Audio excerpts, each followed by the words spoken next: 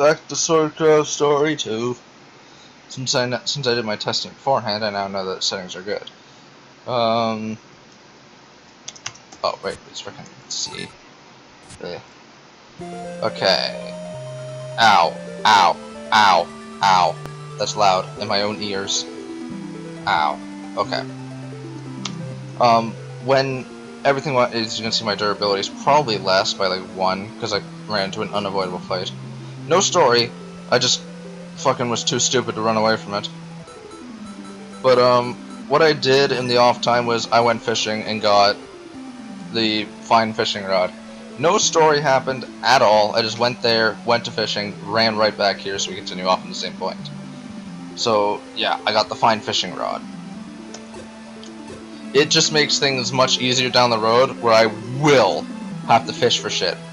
And when I did that, I used the teleporter to get back, so this time I'm just gonna run back and build up tech and collect items.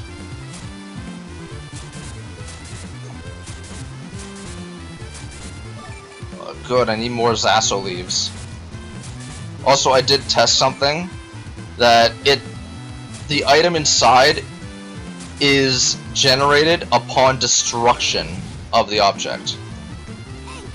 Ah, son of a bitch. Yeah. And also, what I did find out, I don't know if I said this in the previous one, that the tech is the percentage of stats that carry over. Like right now, 98 out of fuck. I have a calculator here. Let's see, it's like 98 out of 255. That's 38% of the stats will carry over.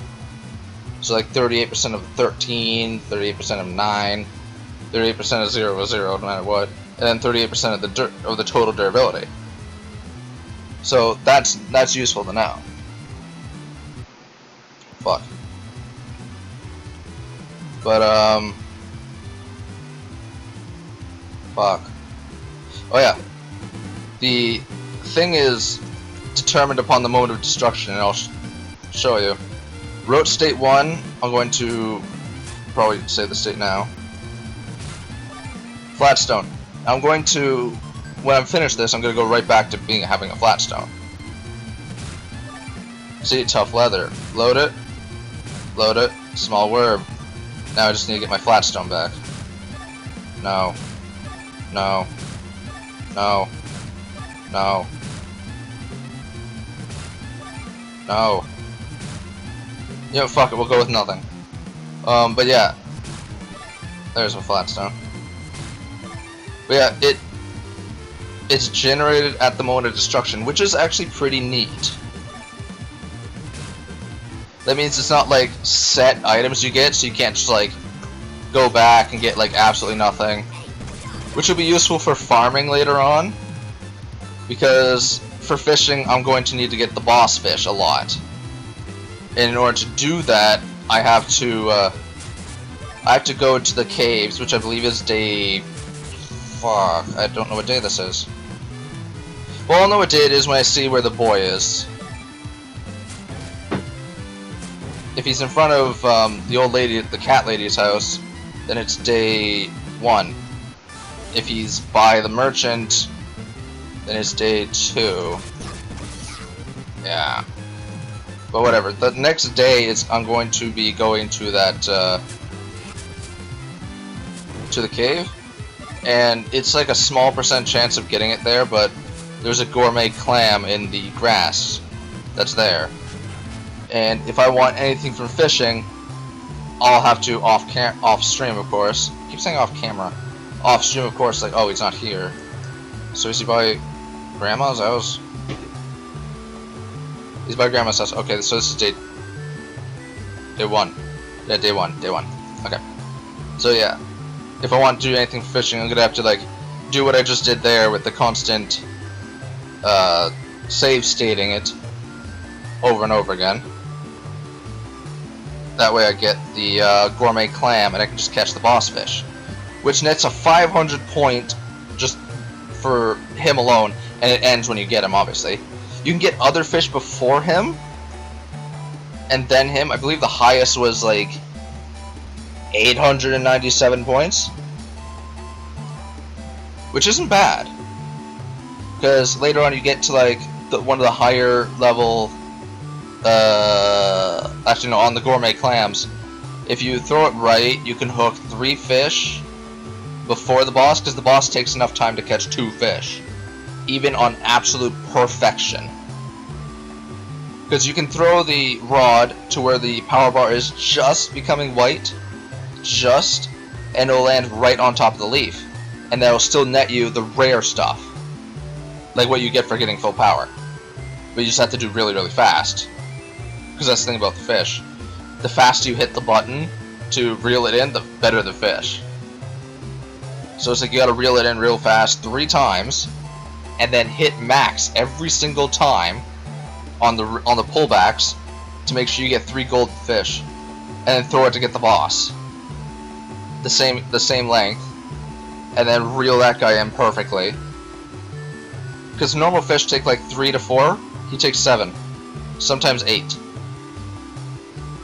So pretty much double the time.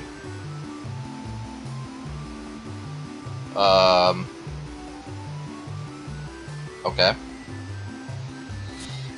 Oh, Pratty. Lynn, why are you here? I came to visit Blair. His temperature hasn't come down yet. Don't worry, I have the herb. Is that the Hinonas? Pratty, that's great. We'll be able to make medicine out of this. I'm going to help you too. Don't try to cook the medicine, Tatiana. You'll turn it into poison. I don't want it to go back there and get more Hinonas. What? Where did that come from, you jerk? Knock it off. Yes. Good insult, Master. Too bad Lynn kept you from going further. Fucking hell.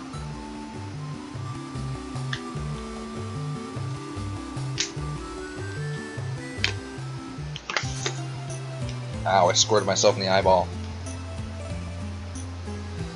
He seems to be doing better. That's very good. Thank you very much for everything, Lynn. I'm sorry about arguing in front of you. We all really appreciate your help. It's the least I could do. Besides, I should be the one apologizing. This is Ryuga's fault.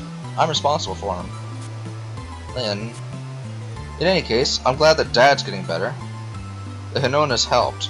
Thank you for bringing it, Pratty. I didn't do that much.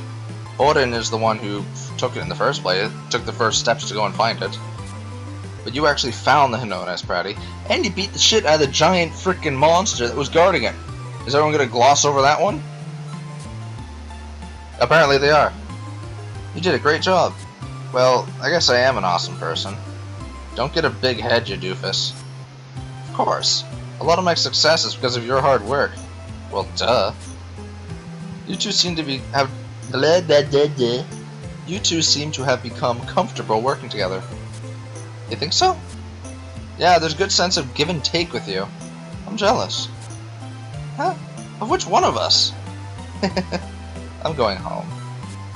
Already? Why don't you have dinner with us? Thanks, but I think I'll go home early today. I'll see you guys later. I wonder if she's alright. She seems to be in shock, especially with Ryuga and everything after that. They were very close, so fuck. I need to, like, change up my goddamn fan to blow air at my computer. Fuck. Ah, man. Okay, so I have to adjust to get the dicey one going. Yeah, typical difficulties, please stand by. Son of a bitch. Oh, God. This. Fuck. Fuck.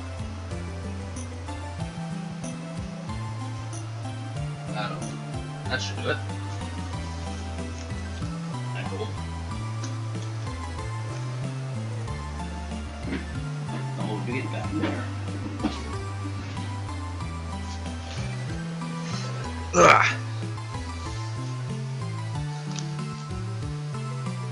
Okay, good. I have air blowing into the fan back on my computer. Good. Now it won't get as hot.